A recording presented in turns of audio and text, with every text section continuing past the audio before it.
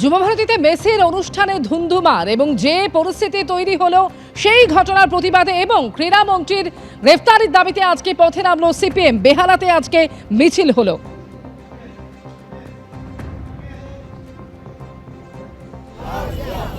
আজকে সল্টলেকে বিশৃঙ্খলা সৃষ্টিকারী নায়ক অরূপ বিশ্বাসকে অবিলম্বে গ্রেফতার করতে হবে।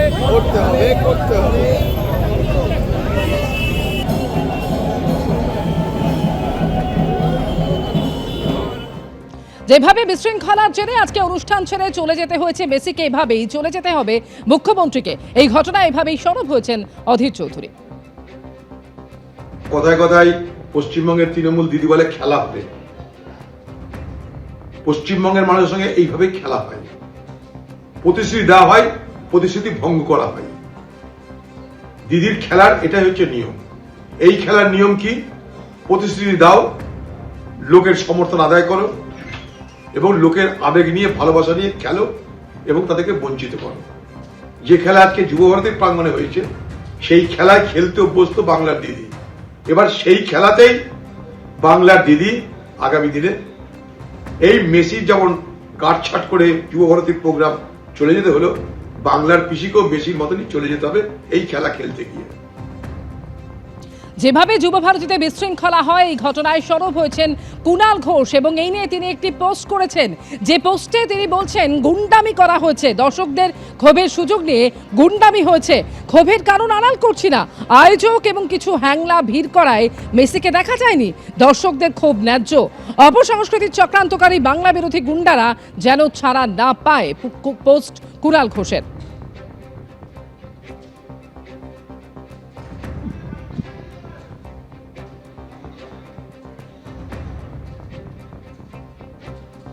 মেসি উন্মাদনায় আজ চরম বিশৃঙ্খলা যুবভারতীতে।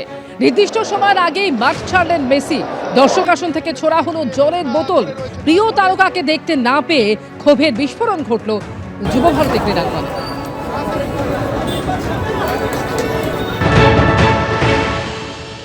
It's very unfortunate because we had that's what I heard, 80,000 people come in to see Messi, and Messi is worshipped in Kolkata and in India.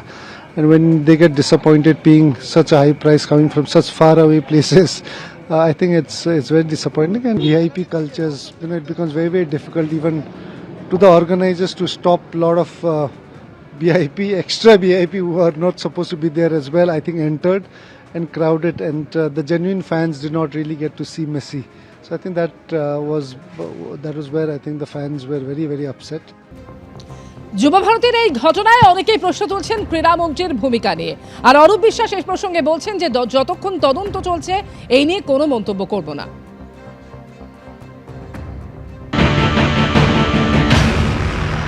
সরকার ইতিমধ্যেই তদন্তের নির্দেশ দিয়েছেন, যতক্ষণ তদন্ত চলছে ততক্ষণ কোনো মন্তব্য করব না।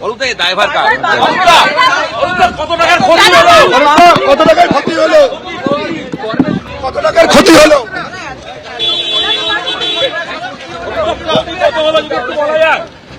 थोड़ा हिंदी में बता रहे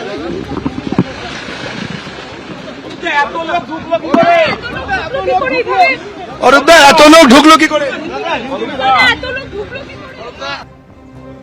যুবভারতীতে যে চরম বিশৃঙ্খলা হলো তা নিয়ে সরব হয়েছেন শুভেন্দু অধিকারী এবং এই ঘটনায় মুখ্যমন্ত্রীর পদত্যাগ এবং ক্রীড়ামন্ত্রী ও দমকল মন্ত্রীর গ্রেফতারের দাবি তুলেছেন তিনি। ক্রীড়ামন্ত্রী অরূপ বিশ্বাস এবং সুজিত বসুর ব্যবসা, দর্শকদের দুরবস্থা। অরূপ বিশ্বাস ও সুজিত বসুকে গ্রেফতার করতে হবে। আইন শৃঙ্খলার অবনতির দায় নিয়ে গ্রেফতার করতে হবে তাদের। বিশ্বের সামনে পশ্চিমবঙ্গের সম্মানহানির জন্য মমতা বন্দ্যোপাধ্যায়কে পদত্যাগ করতে হবে। ভোটের আগে মেসির সঙ্গে ছবি তুলে খেলা হবে করতে গেছিলেন, প্রতারিত দর্শকরা খেলা দেখিয়ে দিয়েছেন। এভাবেই সরব হয়েছেন শুভেন্দু অধিকারী।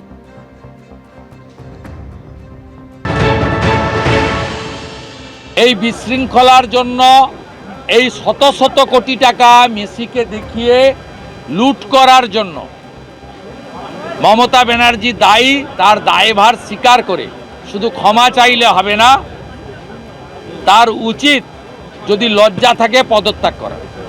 হাজার হাজার জলের বোতল, গেটে পুলিশ জলের বোতল আটকানোর পরে ভিতরে জলের বোতল দিল কে? স্টলগুলো কারা দিয়েছিল? কোন কোন অরূপ আর সুজিতের লোকেরা এই 20 টাকার জলের বোতল 150 টাকা করে বেচলো। তৃণমূলের চুরি সংস্কৃতির আরেকটা নমুনা আজকে। এবিপি আনন্দ, এগিয়ে থাকে, এগিয়ে রাখে।